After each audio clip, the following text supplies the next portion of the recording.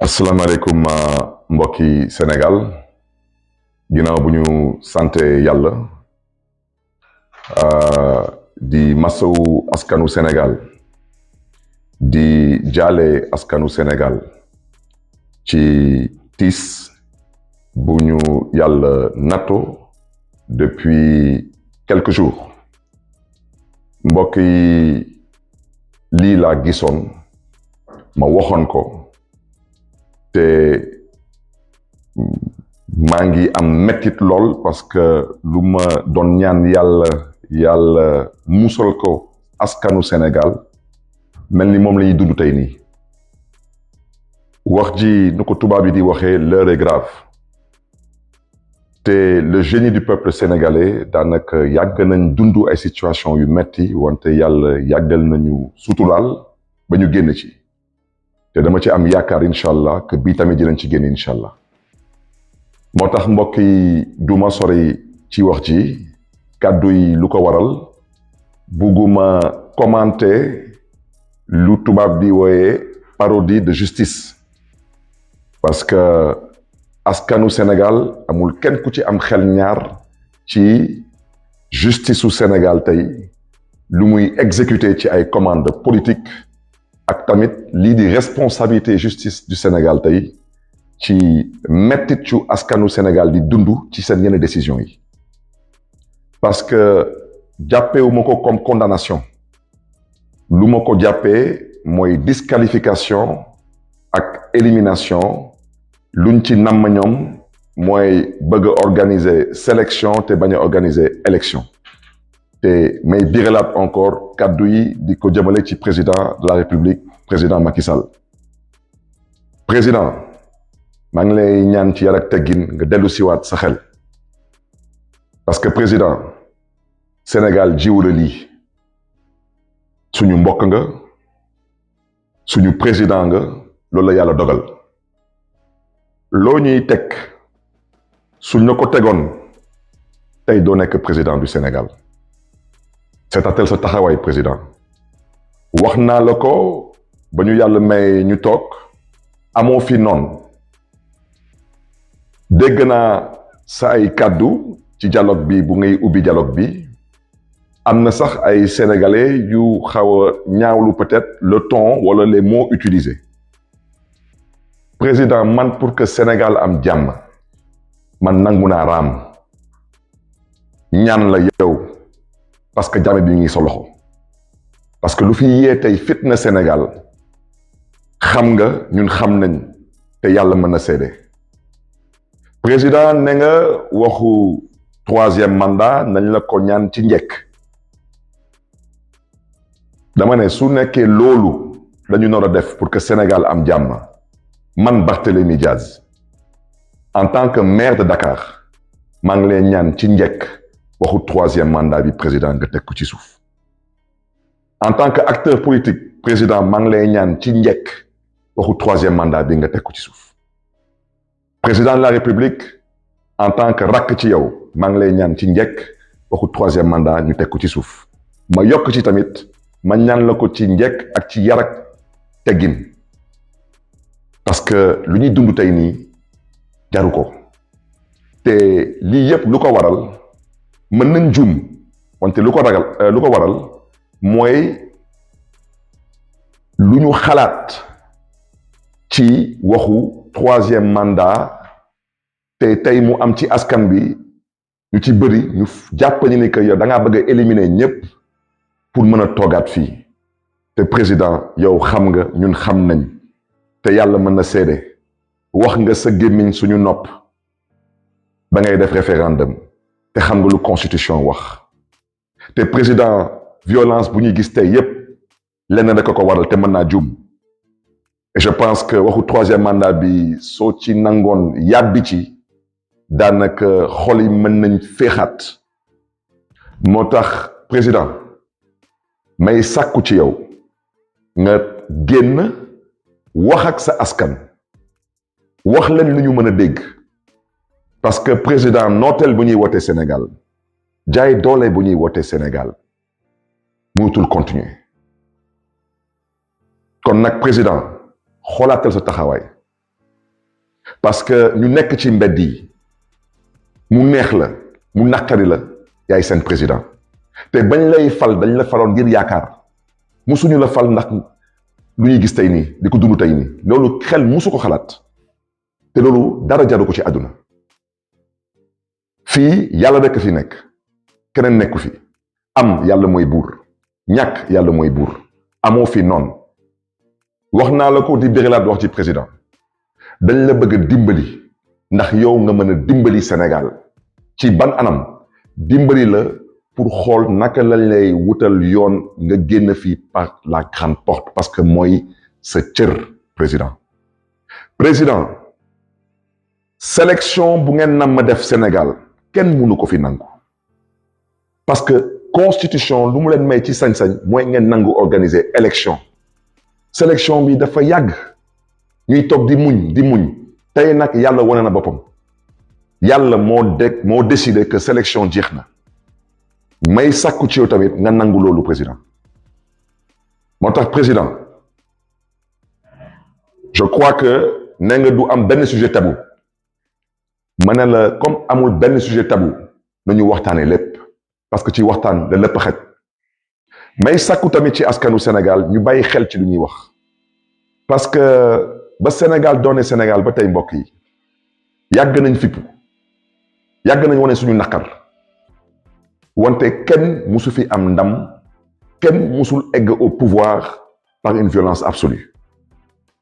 te wax naa leen ko nee naa leen lu fi xewoon mars 2021 yan laay waxal askan mi bëgg ngeen bàyyi ci xel parce que askanu Sénégal da ngeen am xel macha allah bàyyi leen ci xel lu fi jotoon xew ci mars 2021 mu bettoon ñëpp wolof njaay nag ne lu la bett mën la waxoon naa leen bàyyi leen ci xel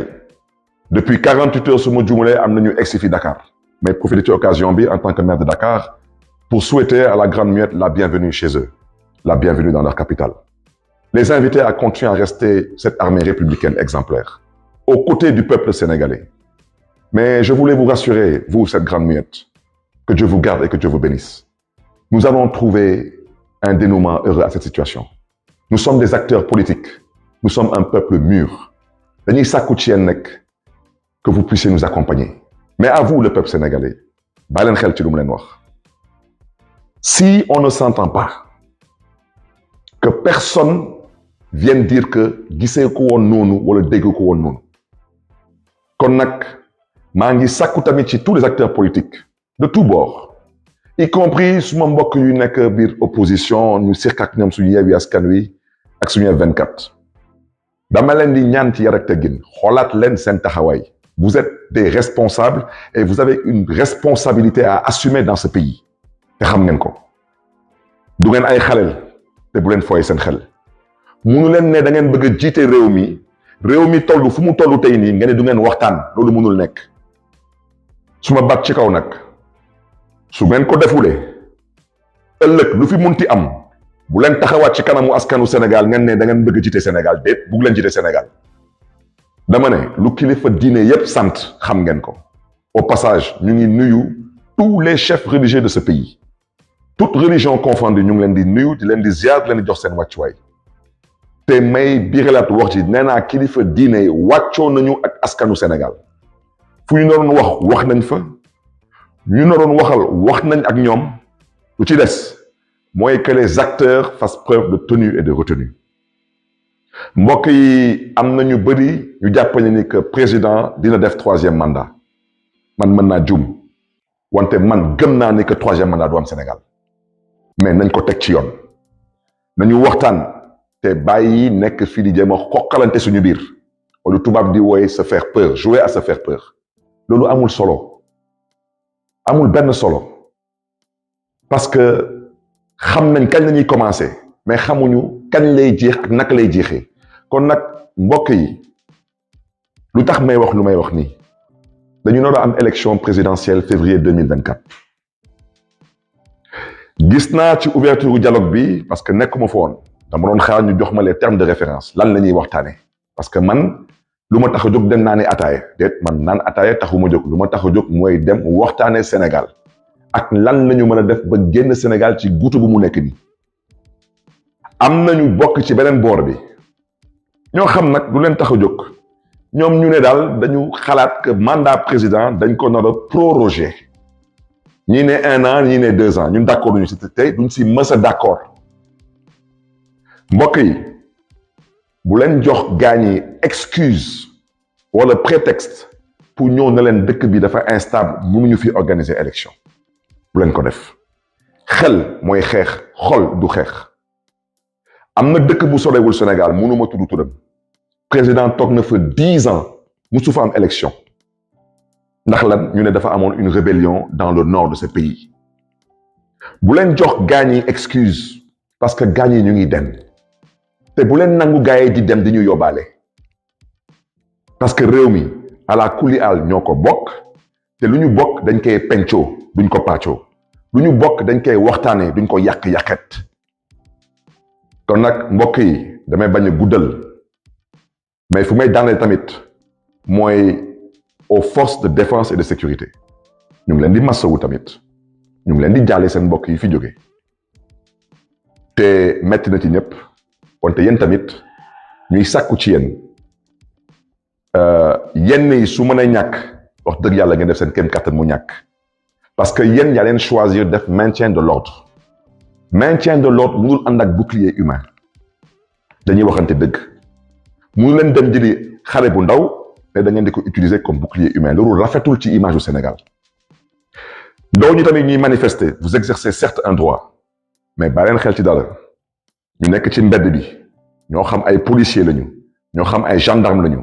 du ñu ay chinois ay sénégalais lañu nous sommes des voisins nous sommes des parents dara jaru fi yenn yi nañ ko rafetal parce que lu jeex na te lii jeex na buñ ko yàq nañ ci ànd ak xel nañ ci ànd ak dal nañ ci ànd nag ak fermeté parce que suñu demee ba egsi fi tey nii c'est parce que wolof Njaay nee na lu ëpp tuuru moo tax président Macky Sall fu may daanalee mooy bàyyil xel ci loolu Sénégal ji te xam nga fu ñu lay xaaree te wax naa la ko comme ne nga nañ la ko ñaan ci njëkk man mii Barthélémy Dias ñaan naa la ko ñetti yoon ci njëkk en tant que maire de Dakar en tant qu'acteur politique en tant que jeune frère mbokk yi loolu moo nekkoon kàddu yi di ñaan yàlla di suñu borom yàlla na yàlla yokkal sutura Sénégal yàlla na yàlla aar Sénégal yàlla na leen yàlla may tawfiix. Bonsoir, Sénégalais d'ici et d'ailleurs. Je viens vers vous aujourd'hui pour pouvoir échanger et communiquer sur la gravité de l'heure. À l'entame de mon propos, je souhaiterais présenter mes plus sincères condoléances à l'ensemble du peuple sénégalais. Mais surtout, dire toute la peine qui nous anime en tant qu'acteur politique, mais en tant que citoyen sénégalais lambda. Chers concitoyens, l'heure est grave. Mais nous devons faire confiance au génie du peuple sénégalais. Nous avons toujours vécu des moments, certes incertains, mais nous avons toujours trouvé la force de nous relever et surtout l'intelligence pour pouvoir dépasser certaines situations. Aujourd'hui, je ne souhaiterais pas commenter cette parodie de justice qui a plongé le Sénégal dans cette situation chaotique et malheureusement incertaine. Nous avons toujours dit que la justice sénégalaise est à l'origine de quasiment tous les maux dont souffre actuellement le Sénégal. Cette justice, je ne parlerai pas de sa condamnation, parce qu'il n'y a pas de condamnation. Nous avons assisté à une volonté manifeste de vouloir verser dans une disqualification, voire une élimination d'un acteur politique de premier plan.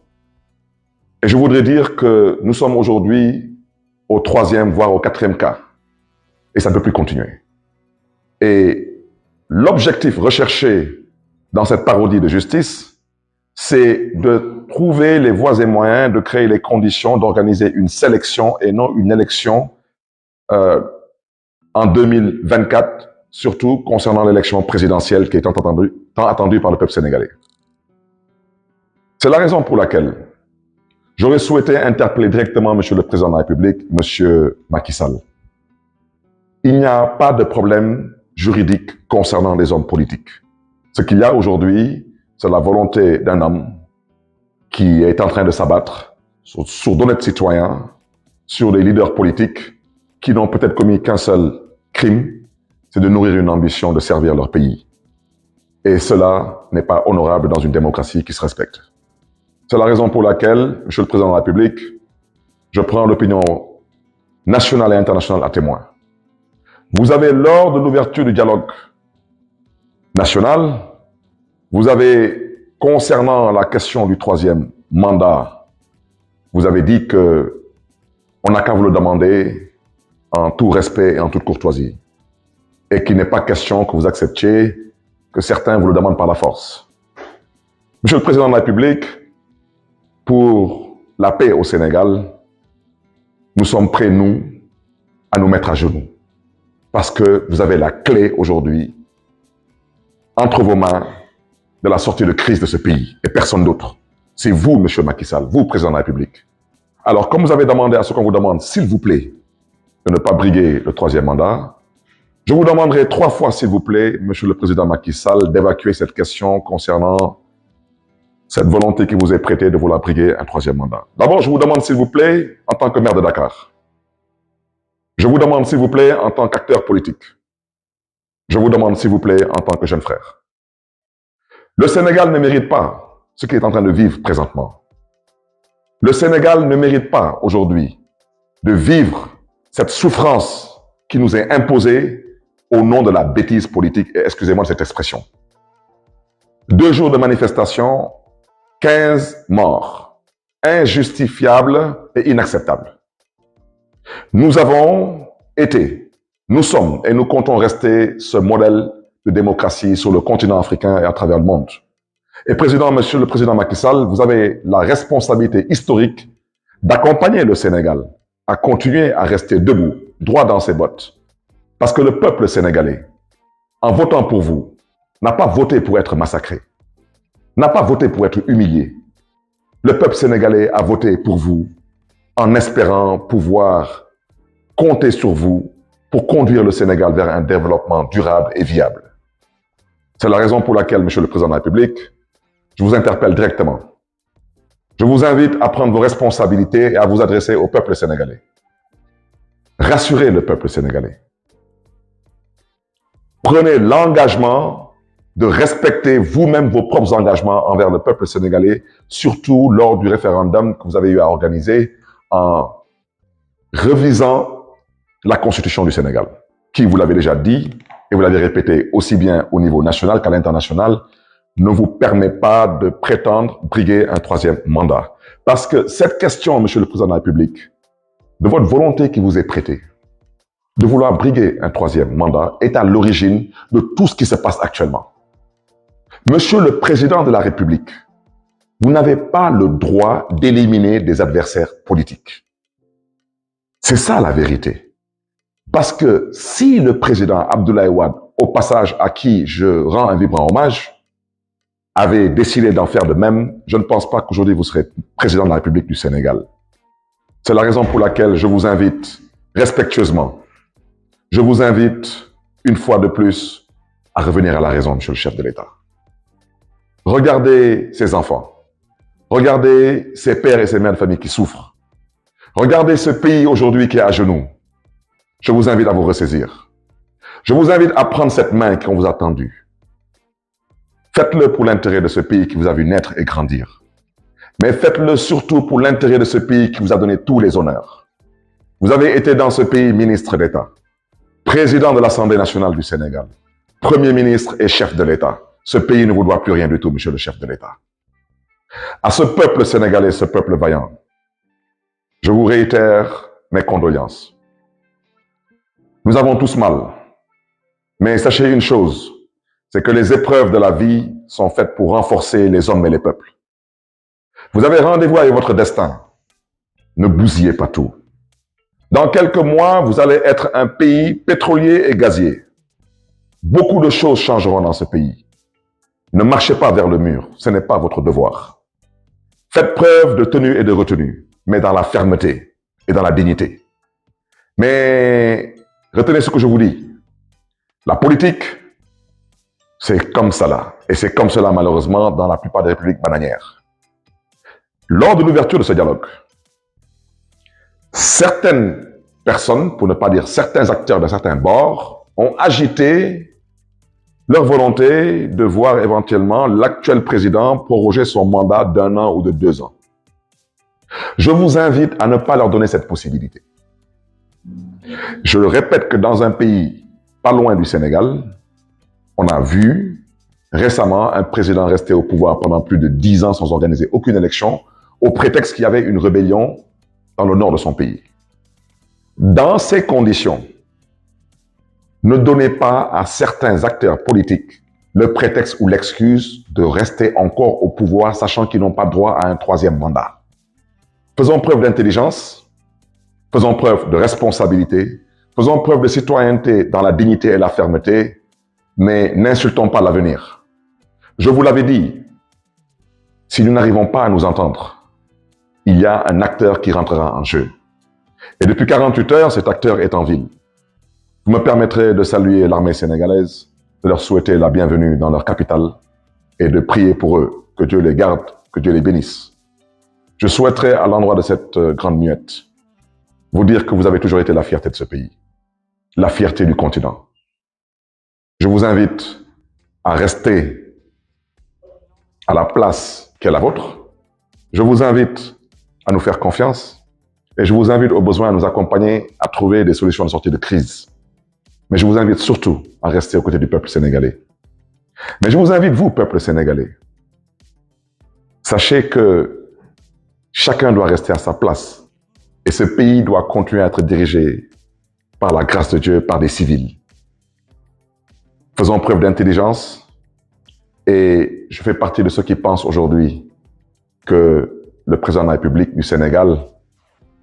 comprend la gravité de l'heure et comprend qu'il n'y a pas de place éventuellement pour un 3e mandat. Ne bousillons pas ce pays, ne détruisons pas ce pays, ne brûlons pas ce pays, il y va de notre responsabilité. Je voudrais au passage remercier tous les chefs religieux du Sénégal, toutes religions confondues, toutes confréries confondues, pour leur engagement, leur posture, leur discours d'apaisement, de paix, leur invite à discuter, à dialoguer pour un Sénégal de paix, un Sénégal de stabilité et un Sénégal d'avenir. Et je ne terminerai pas mon propos en disant que je n'ai aucun doute qu'on saura nous relever le moment venu, sortir de cette impasse et comprendre que nous avons le devoir et la responsabilité historique de marcher vers l'essentiel. Sénégalaises, Sénégalais, que Dieu vous garde et que Dieu vous bénisse.